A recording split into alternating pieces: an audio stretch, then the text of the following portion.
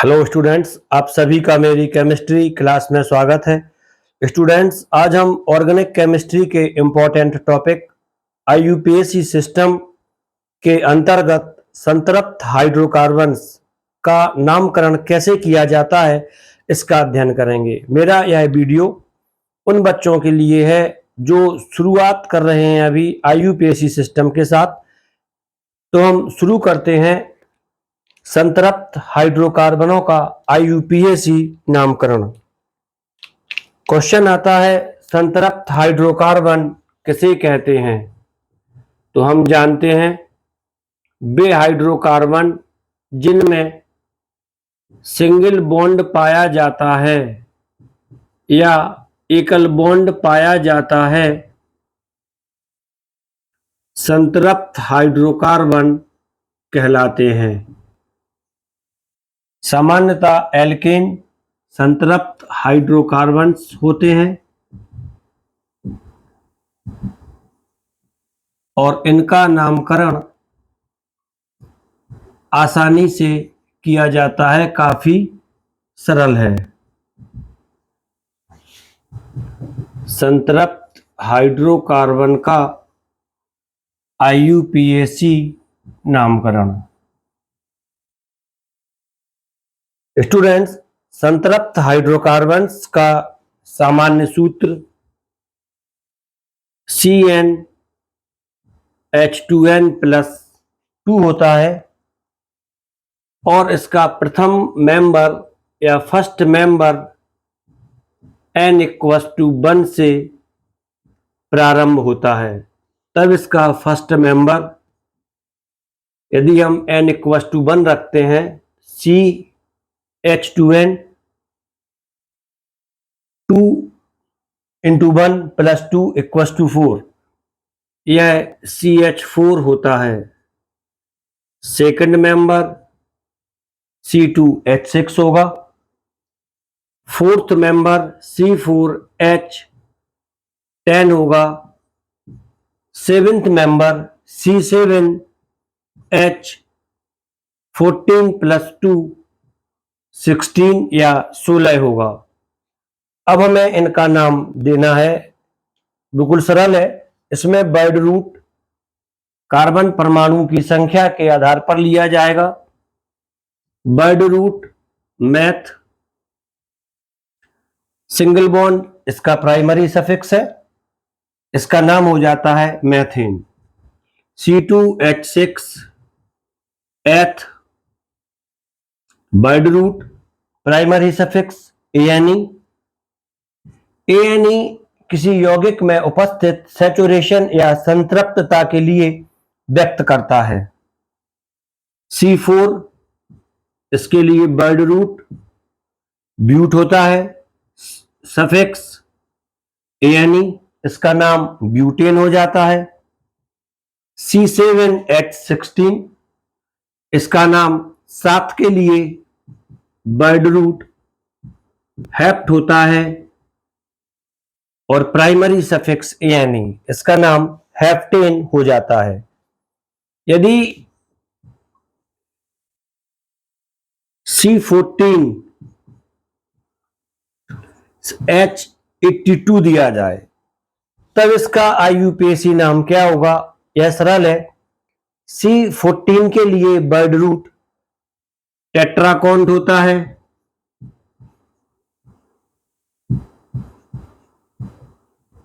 और इसका primary suffix ANE होता है। तब इसका आईयूपीएसी नामकरण टेट्राकोंटेन आता है। यह स्ट्रेट चेन सैचुरेटेड हाइड्रोकार्बन्स का नामकरण था या सीधी श्रृंखला वाले हाइड्रोकार्बन का नामकरण था। स्टूडेंट्स, हाइड्रोकार्बन सीधी श्रृंखला वाले भी होते हैं और शाखित श्रृंखला वाले भी होते हैं। शाखित श्रृंखला जिनमें ब्रांच चेन पाई जाती है। तब इस तरह के एल्केन्स का नामकरण हम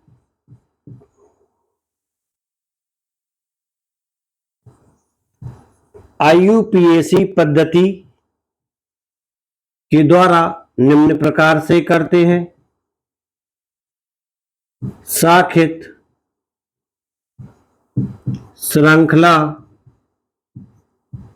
एल्केन या ब्रांच्ड चेन एल्केन। आईयूपीएसी पद्धति के नामकरण में किसी यौगिक का नामकरण जब भी आईयूपीएसी पद्धति के द्वारा किया जाता है तब इसके 3 चरण या 3 स्टेप होते हैं।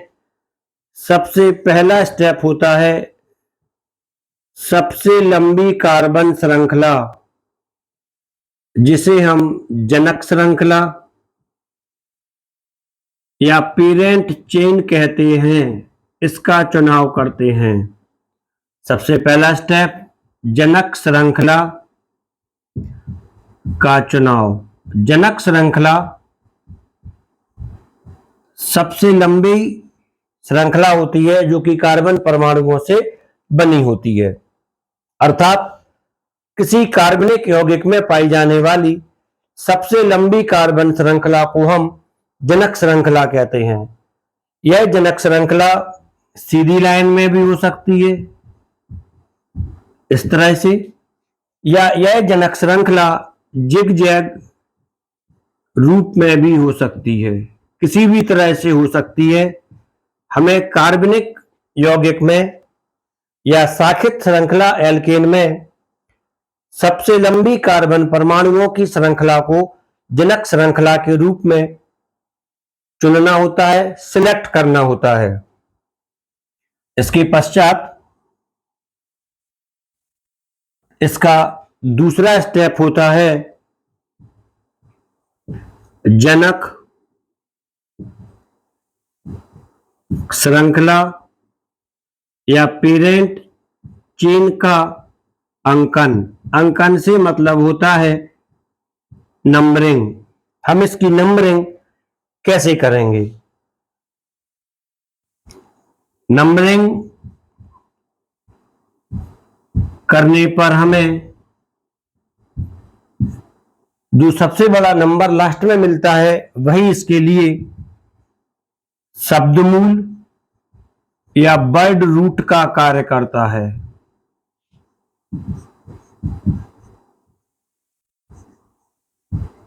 शब्दमूल या वर्ड रूट का कार्य करता है। जैसे किसी कार्बन परमाणु की जनक श्रृंखला में 8 कार्बन हैं, तब इसके लिए वर्ड रूट ऑक्ट हो जाता है, और यदि इसकी जनक श्रृंखला 6 कार्बन परमाणुओं से मिलकर बनी है तब इसके लिए शब्दमूल 6 के लिए हेक्स हो जाता है। इसके पश्चात तीसरा और अंतिम स्टेप होता है यौगिक का नाम।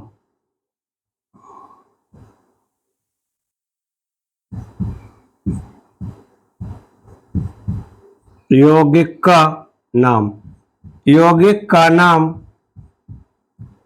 PWPS, जैसा कि हम पहले स्टडी कर चुके हैं, PWPS प्लस लोकेंट के द्वारा करते हैं। यहां पर P पूर्व लग्न या प्रीफिक्स है, W वर्ड रूट या शब्दमूल है, यह P प्राइमरी सफिक्स या प्राथमिक अनुलग्न है, और यह F सेकेंडरी सफिक्स या द्वितीयक अनुलग्न है, और लोकेंट स्थान निर्धारक अंक है जो एल्केन में प्रतिस्थापियों की स्थिति को व्यक्त करता है। P यहां पर प्रीफिक्स या पूर्व लग्न, W वर्ड रूट जो कि कार्बन परमाणु की संख्या बताता है, वर्ड रूट या शब्दमूल है,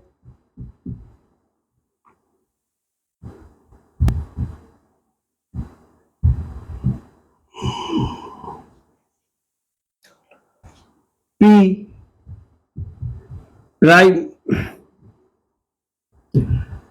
प्राइमरी सफिक्स है या प्राथमिक अनुलग्न, यह यौगिक की संतृप्तता या असंतृप्तता को बताता है। प्राथमिक अनुलग्न। और एस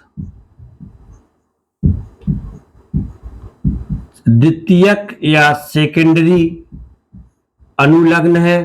लोकेंट स्थान निर्धारक अंक होता है जो कि प्रतिस्थापी या क्रियात्मक समूह का स्थान बताता है या इसकी पोजीशन या स्थिति बताता है। तो स्टूडेंट्स, अब हम संतृप्त हाइड्रोकार्बन्स या एल्केन्स के IUPAC नामकरण करने के कुछ नियम होते हैं, उनकी स्टडी करेंगे। यह काफी सिंपल है और बिल्कुल आपके लिए फंडामेंटल से मैंने शुरू की है।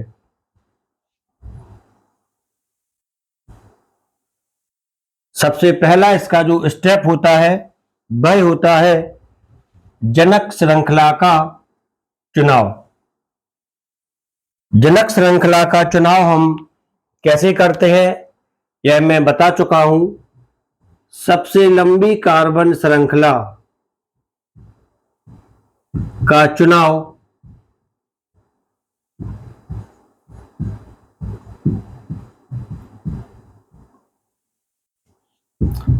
जनक श्रृंखला के रूप में किया जाता है। जैसे यह कोई यौगिक है और हमें इस यौगिक में जनक श्रृंखला का चुनाव करना है, तब सबसे लंबी कार्बन श्रृंखला सीधी भी हो सकती है, टेढ़ी मेढ़ी या जिगजैग भी हो सकती है। तब यह श्रृंखला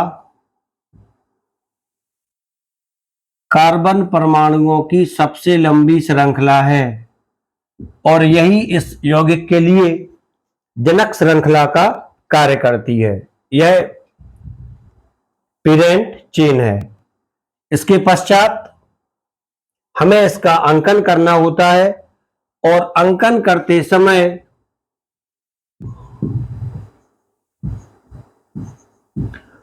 अंकन या नंबरिंग करते समय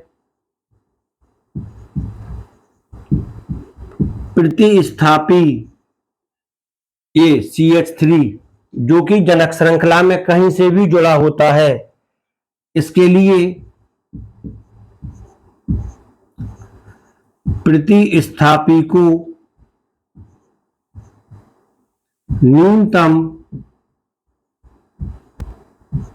संभव अंक दिया जाता है। न्यूनतम संभव अंक दिया जाता है। यह न्यूनतम संभव अंक,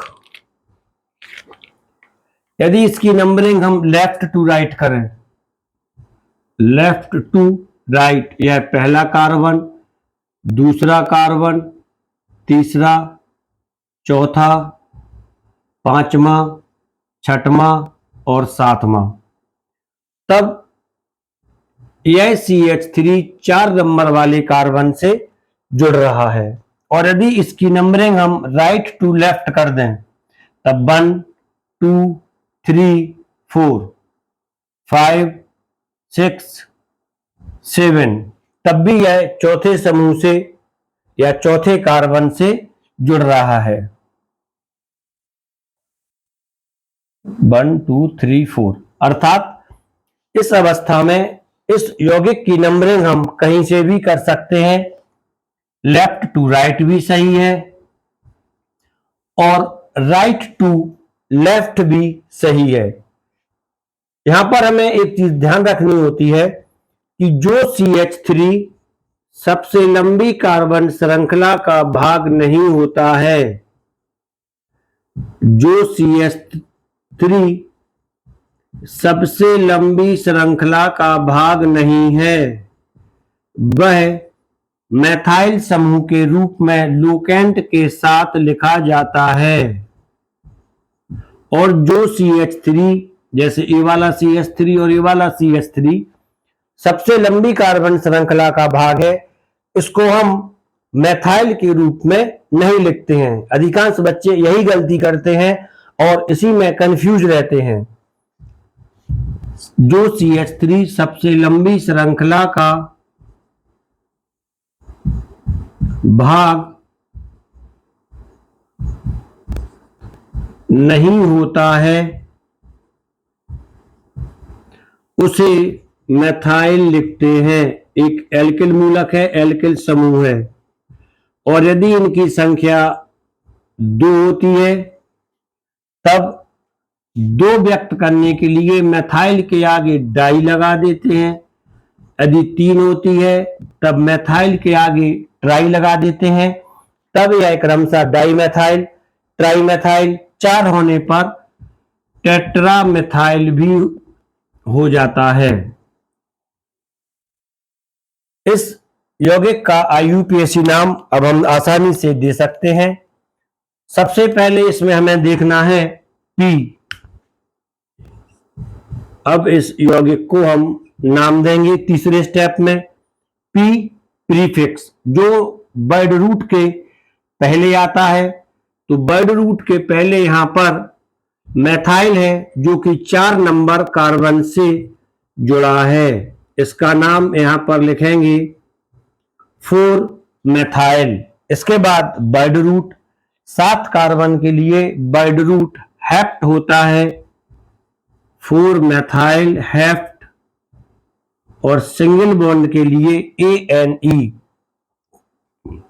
अतः इस कार्बनिक यौगिक का नाम 4 मेथाइल हेप्टेन प्राप्त होता है। इसके पश्चात यदि हम एक दूसरा यौगिक लें, उसके साथ भी हमें यही तीनों स्टेप करने होते हैं।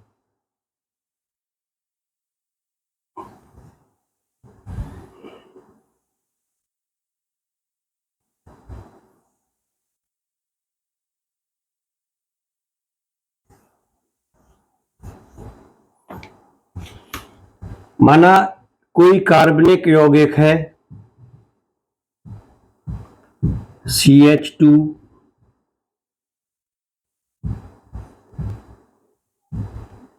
C2H5,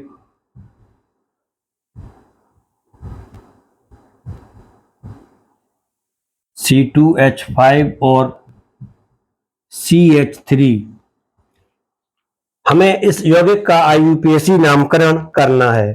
पुनः सबसे पहले हम इसमें सबसे लंबी कार्बन श्रृंखला का चुनाव करेंगे। तो स्टूडेंट्स, अब इस तरह के यौगिक का नामकरण करते समय हमें काफी ध्यान रखना होता है। C2H5 यहां पर 2 कार्बन है, C2H5 यहां पर भी 2 कार्बन है। तब इसकी जो सबसे लंबी कार्बन श्रृंखला आएगी वह इस तरह से आएगी, अर्थात इसमें कुल 2 और 1 3 4 5 और 2 7 कार्बन परमाणु हैं। 7 कार्बन परमाणु के लिए वर्ड रूट हेप्ट होता है, इसको हमने अलग से लिख लिया है। इसके पश्चात नंबरिंग भी हो गई है इसकी, दोनों की पोजीशन यहां पर समान है। तब यह 3 और 5 दोनों पर मेथाइल समूह जुड़ा हुआ है। तब इनके नंबर हम लिखते हैं 3,5, 3,5 डाई मेथाइल। और इसमें सिंगल बॉन्ड है, इसका नाम सिंगल बॉन्ड के लिए हम ANE यूज करते हैं। इसमें हमने दोनों स्टेप कर लिए हैं। अब यौगिक के नाम की रचना PWPS के आधार पर करेंगे। यह इसका P प्रीफिक्स है, 3,5 dimethyl, word root W hept है, और सफिक्स प्राइमरी सफिक्स एन है, तब इसका आईयूपीएसी नाम 3,5 डाई मेथाइल हेप्टेन होता है। तो स्टूडेंट्स, एल्केनों के केस में आईयूपीएसी नामकरण काफी सरल होता है। थोड़ा में ध्यान रखना होता है, CH3 और C2H5 कब कार्बन श्रृंखला में उपस्थित हैं, यदि हैं तब क्या यह कार्बन श्रृंखला का भाग है, और यदि C2H5 भी सबसे लंबी श्रृंखला का भाग नहीं होता है तब हम इसे भी प्रीफिक्स के रूप में अर्थात एथाइल के रूप में लिखते हैं। जैसे एक कार्बनिक यौगिक इस तरह से ले लिया,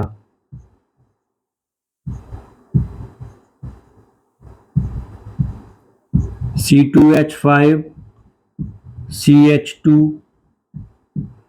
CH2 CH3। सबसे पहले हमने इस यौगिक में सबसे लंबी कार्बन श्रृंखला जो कि स्ट्रेट है इस तरह से ली है, 1 2, इसकी नंबरिंग कर दी है। इसकी नंबरिंग करते समय हमें एथाइल समूह के लिए कम से कम नंबर देना है। तो जब हम लेफ्ट टू राइट नंबरिंग करते हैं इसका नंबर 3 आता है, और जब हम राइट टू लेफ्ट नंबरिंग करते हैं तब इसका नंबर 4 हो जाता है, 1 2 3 और 4, और 4 नंबर इसका गलत रहेगा। अतः इस अवस्था में ए नंबरिंग सही रहेगी। अब हमें इसका नाम लिखना है PWPS के अनुसार। तो जैसा हमने बताया था कि यह C2H5 सबसे लंबी कार्बन श्रृंखला का भाग नहीं है, और जब हम इसको नाम देंगे तब इसका नाम लोकेंट के साथ लिखेंगे और इसका नाम हो जाता है 3 एथाइल। 6 कार्बन के लिए वर्ड रूट हेक्स और प्राइमरी सफिक्स एने, इसका आईयूपीएसी नामकरण हो जाता है 3 एथाइल हेक्सेन। तो स्टूडेंट्स, यह कुछ एल्केन्स का नामकरण था। यदि इसके बाद हमारे पास एक कंडीशन बनती है, हमारे पास कोई ऐसा कार्बनिक यौगिक है जिसमें समान लंबाई की 2 या 2 से अधिक कार्बन श्रृंखलाएं उपस्थित होती हैं, तब हम क्या करते हैं, इसको मैं एक एग्जाम्पल देके बता रहा हूं।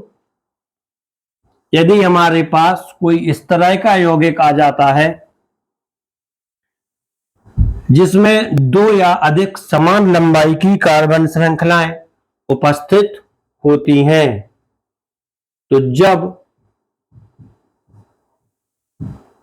2 या अधिक समान लंबाई की श्रृंखलाएं उपस्थित होती हैं, जनक श्रृंखलाएं या पेरेंट चेन, तब उस श्रृंखला का चुनाव जनक श्रृंखला के रूप में करते हैं जिसमें सबसे अधिक शाखित श्रृंखलाएं होती हैं, होने पर सबसे अधिक शाखित श्रृंखला सबसे अधिक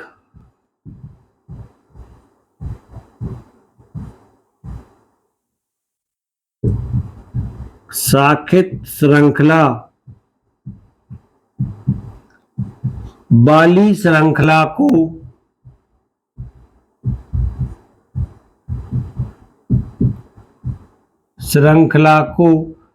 जनक श्रृंखला के रूप में चुनते हैं।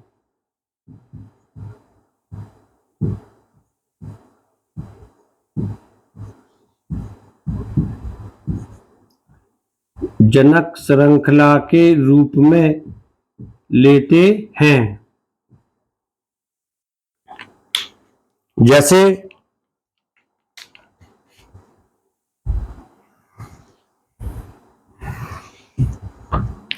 कोई कार्बनिक यौगिक है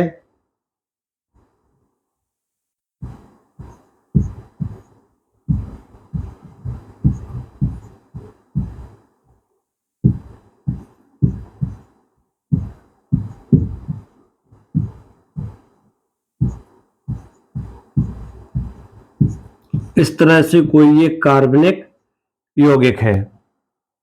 यदि हम इस श्रृंखला को या इस कार्बनिक यौगिक को देखें, तब इसमें सबसे लंबी कार्बन श्रृंखलाएं कितनी हैं? 1, 1, 2, 3, 4, 5। सबसे लंबी कार्बन श्रृंखला 5 कार्बन परमाणु से मिलकर बनी है। यदि हम ऊपर की तरफ जाते हैं, तब यह भी 5 कार्बन परमाणुओं से मिलकर बनी श्रृंखला है। 1, 2, 3, 4, 5। और यदि हम इस कॉर्नर से नंबरिंग करते हैं, तब यह 1, 2, 3, 4 और 5, अर्थात इसमें 5 कार्बन परमाणुओं से मिलकर बनी हुई 3 सबसे लंबी श्रृंखलाएं प्राप्त होती हैं। तब क्वेश्चन आता है, हमें किस श्रृंखला का चुनाव सबसे लंबी जनक श्रृंखला के रूप में करना है? तो इसका आंसर है जिसमें सबसे लंबी शाखित श्रृंखलाएं उपस्थित होती हैं। इसको समझ लें, यदि हम इस श्रृंखला को सबसे लंबी श्रृंखला के रूप में लेते हैं, तब इससे सिर्फ एक शाखित श्रृंखला मिलती है। इससे सिर्फ एक शाखित श्रृंखला मिलती है। स्टूडेंट्स, यहां पर मैं आपको काफी स्लो बता रहा हूं और मेरा यह वीडियो स्पेशली उन बच्चों के लिए है जो आईयूपैक सिस्टम या आईयूपीएसी सिस्टम प्रारंभ से शुरू कर रहे हैं, जैसे क्लास 11th के बच्चे। और यदि हम इसको इस तरह से लेते हैं, तब इस वाली चेन में कितनी शाखित श्रृंखलाएं हो रही हैं? 1, 2 और 3। इस तरह से हमें कुल 3 शाखित श्रृंखलाएं प्राप्त हो रही हैं। अतः हम इस श्रृंखला का प्रयोग सबसे लंबी कार्बन श्रृंखला के रूप में करते हैं।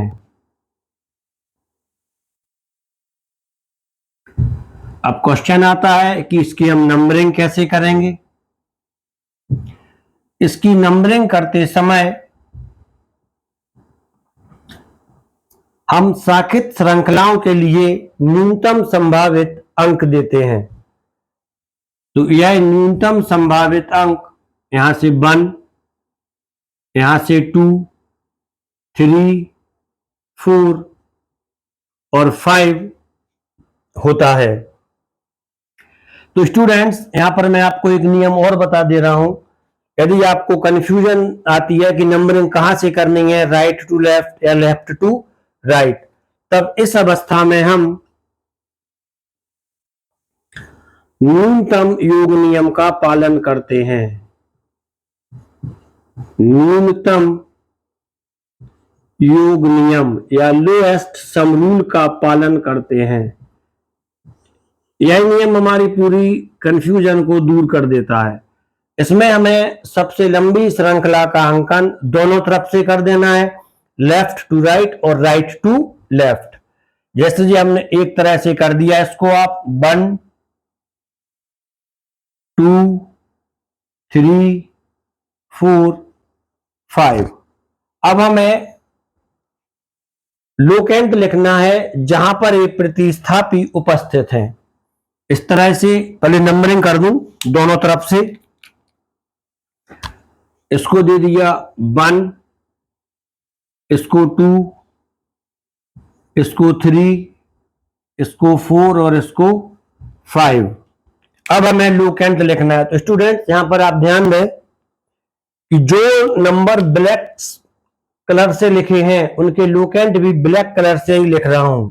2 नंबर पर 2 शाखित श्रृंखलाएं हैं, तब इसको 2 बार लिख दिया और इसके बीच में प्लस का चिन्ह लगा दिया। 3 नंबर पर एक शाखित श्रृंखला है, इसके लिए लोकेंट 3 लिख दिया और इसके लिए भी प्लस लगा दिया, तब इसका टोटल आता है 7। इसी प्रकार जो हमने दूसरी डायरेक्शन में नंबरिंग की है उसका टोटल भी हम लिख लेते हैं। तब यहां से 1, 2 और 3 पर एक शाखित श्रृंखला है, तब यह 3 और 4 पर दो शाखित श्रृंखलाएं हैं, तब 3 + 4 + 4, 3 + 4 7, 7 + 4 11। तब इस अवस्था में वह नंबरिंग सही मानी जाती है या वह नंबरिंग सही होती है जिसका योग कम होता है, जिसका योग कम है वह नंबरिंग सही है। योग कम,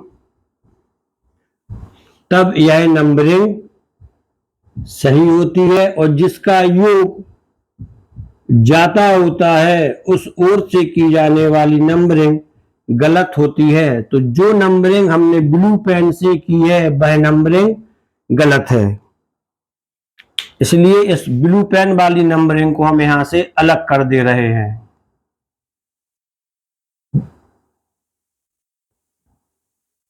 अब इस यौगिक का नामकरण हम सामान्य PWPS फार्मूला के अनुसार करेंगे। 2 नंबर पर 2 CH3 उपस्थित है, यह प्रीफिक्स रहेगा 2 2। अभी इसका क्रम नहीं दिया है, प्रीफिक्स लिख रहा हूं 2 2, 2 बार है डाई मेथाइल। इसके बाद 3 नंबर पर CH2 CH3 है, यदि इन दोनों के लिए जोड़ दिया जाए तब यह CH2 CH3 यह C2H5 हो जाता है जो कि एथाइल है। एथाइल 3 नंबर पर है 3 एथाइल। स्टूडेंट्स, अब हमें यहां पर थोड़ा ध्यान देना है, जब दो प्रतिस्थापी मिल जाते हैं तब नामकरण करते समय हम इनके नामों को अल्फाबेटिकली ऑर्डर में लिखते हैं या वर्णमाला के क्रम से लिखते हैं। अल्फाबेटिकली नाम लिखते हैं, तब ई पहले आता है और एम बाद में आता है। इस अवस्था में इसका नाम होता है 3 एथाइल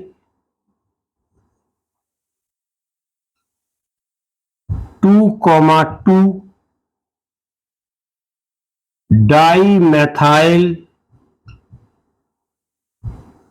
और सबसे लंबी कार्बन श्रृंखला 5 कार्बन परमाणुओं से मिलकर बनी है, बर्ड रूट पेंट, और प्राइमरी प्रीफिक्स ANE पेंटेन।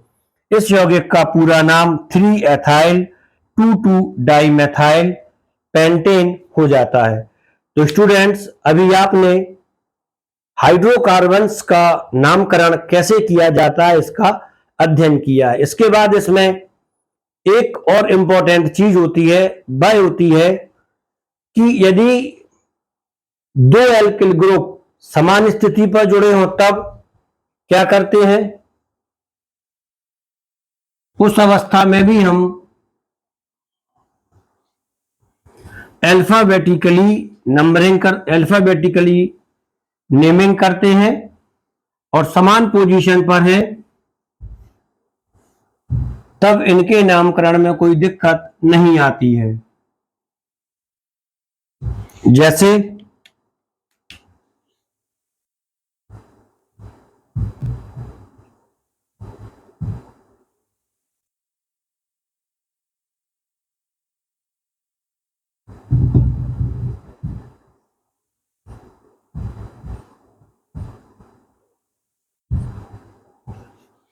एक कार्बनिक यौगिक 1 2 3 4 5 6 7 C2H5,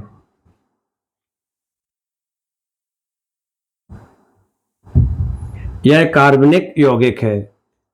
सबसे पहले इसकी सबसे लंबी कार्बन श्रृंखला 1 2 3 4 5 6 7 कार्बन परमाणुओं से मिलकर बनी है वर्ड रूट हेप्ट। इसके बाद नंबरिंग, दोनों ग्रुप समान पोजीशन पर हैं, 1 2 3, 1 2 3, लेफ्ट टू राइट और राइट टू लेफ्ट। दोनों ग्रुप एक ही नंबर प्राप्त कर रहे हैं 3 या 3। तब इस अवस्था में नंबरिंग करते समय जो सरल एल्किल ग्रुप होता है उसको प्रेफरेंस दिया जाता है। सरल एल्किल ग्रुप जिसमें कार्बन परमाणु की संख्या कम होती है। सरल एल्किल ग्रुप या सरल एल्किल समूह जिसमें कार्बन की संख्या कम होती है, तो यह सरल है और यह इसकी तुलना में जटिल एल्किल मूलक है।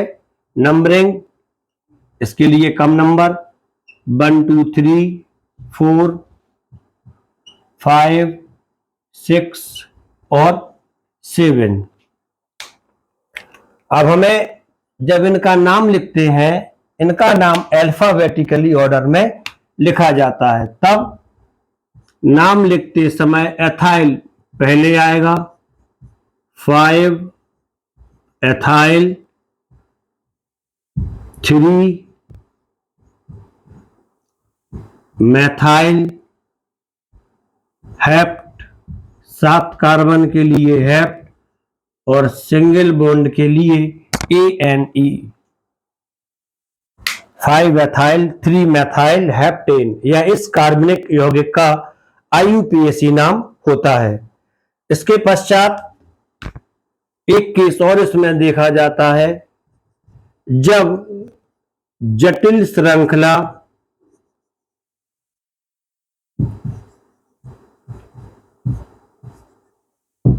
शाखित श्रृंखला के रूप में उपस्थित होती है। जब जटिल श्रृंखला सबसे लंबी कार्बन श्रृंखला से या जनक श्रृंखला से शाखित श्रृंखला के रूप में जुड़ी होती है। स्टूडेंट्स, आपको धैर्यपूर्वक यह चीज समझना है।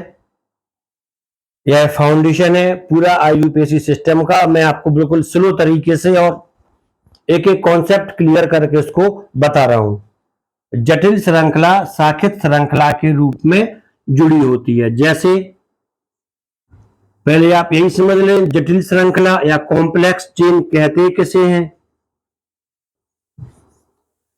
आप किस श्रृंखला के लिए जटिल श्रृंखला या कॉम्प्लेक्स चेन मानेंगे? तब वह श्रृंखला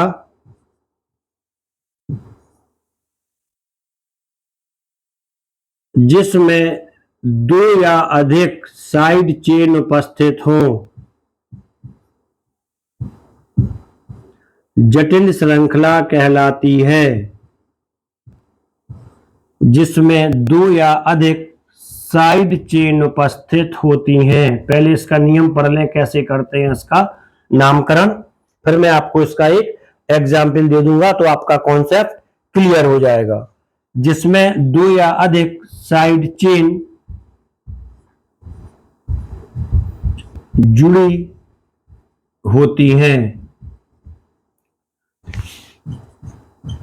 इस जटिल श्रृंखला का नाम एल्किल मूलक मानकर किया जाता है। जटिल श्रृंखला का नाम एल्किल मूलक मानकर किया जाता है, अर्थात इसका नामकरण हम अलग से करते हैं और एल्किल मूलक मानकर करते हैं। एल्किल मूलक जो उसमें शब्दमूल आता है, थोड़ा समझ लें इसको। इस श्रृंखला में जो शब्दमूल आता है उसमें से AN अलग कर देते हैं और उसमें YL जोड़ देते हैं, और जिस नंबर पर यह जटिल श्रृंखला जुड़ी होती है उसी नंबर को हम लोकेंट के रूप में ले लेते हैं और इसे हम कोष्टक में लिख देते हैं। एल्किल मूलक के रूप में आती है। ये नियम मैंने आपको एक्सप्लेन कर दिए हैं। अब इसका एक एग्जाम्पल देख लें।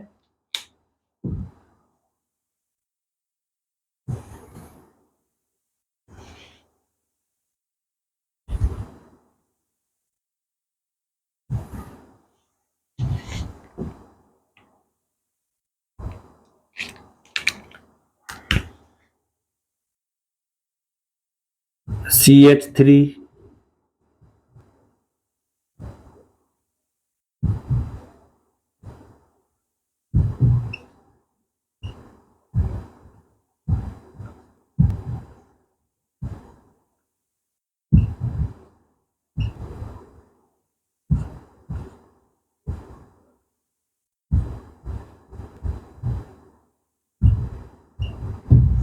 इस तरह से।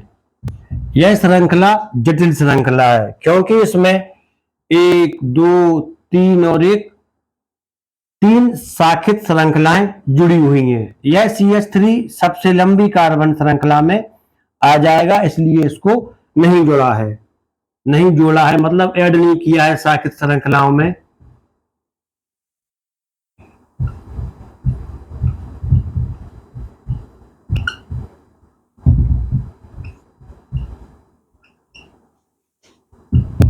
इस तरह का कोई यौगिक आ गया, ठीक। यह जटिल श्रृंखला है, सरल है। अब हमें इसका नाम देना है, तो सबसे पहले हम सबसे लंबी कार्बन श्रृंखला का चुनाव करेंगे, सिलेक्ट करेंगे। 1, 2, 3, 4, 5, 6, 7, 8, 9। इसको लें यदि जनक श्रृंखला में 1, 2, 3, 4, 5, 6, 7 आ रहे हैं, तब सबसे लंबी जनक श्रृंखला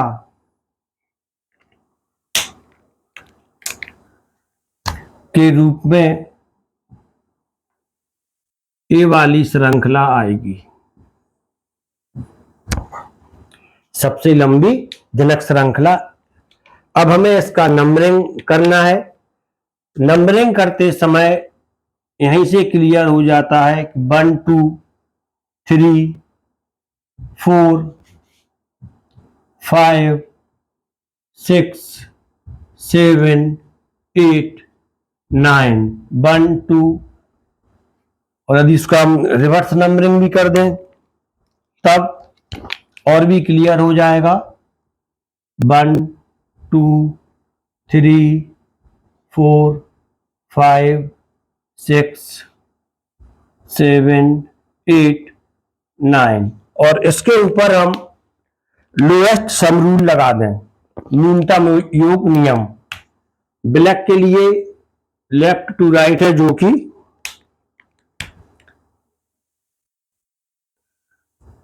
पहली प्रतिस्थापी 2 नंबर पर है 2, इसके बाद 4 पर +4 +6 = 12।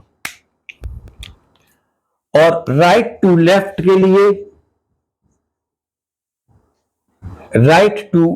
के लिए, इसकी शुरुआत ही 4 से हुई है, इसके बाद और शानदार 6 से हुई है +8। काफी ज्यादा टोटल हो रहा है इसका 18। तो स्पष्ट है ये वाली नंबरिंग गलत है, तो इसको हम अलग कर देंगे।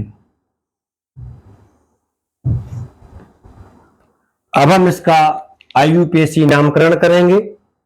2 स्टेप हमारे हो चुके हैं। सबसे लंबी कार्बन श्रृंखला का चुनाव हो चुका है और इसकी नंबरिंग भी हो चुकी है। अब इसका प्रतिस्थापी देखें। 2,6 पर मेथाइल है और 2 बार है, 1 और 1 2। नाम लिखेंगे di. 2,6 dimethyl. Word root 8 के लिए ऑक्टा रहा है। प्राइमरी सफिक्स प्रीफिक्स ए हो गया, वर्ड रूट WR के रूप में ऑप्ट, और प्राइमरी सफिक्स सिंगल बॉन्ड है ANE। अब इसके बाद हमें इस कॉम्प्लेक्स चेन के लिए देखना है, इसके लिए हम किस तरह से नाम देंगे। कॉम्प्लेक्स चेन में 3 कार्बन है, 1, 2 और 3। इसका नामकरण भी हम सामान्य एल्केनों के नामकरण की तरह करते हैं। नंबरिंग जो इस कार्बन से जुड़ा है, सबसे लंबी कार्बन श्रृंखला से या जिस कार्बन से जुड़ी होती है उसे हमेशा नंबर 1 दिया जाएगा। यह नंबर 1, नंबर 2, नंबर 3। नंबर 1 पर एक मैथाइल ग्रुप है, इसको लिख लें। नंबर 1 पर एक मैथाइल, 2 पर 2 मैथाइल हैं, 2,2 पर 2 मैथाइल। अभी इसको हमने पूरा नहीं किया है। कुल इसके पास 3 मैथाइल हैं, 1,2,2 ट्राई मैथाइल।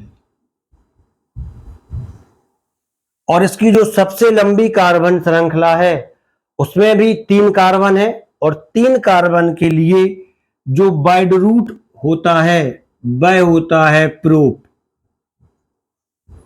और इसमें सिंगल बॉन्ड है।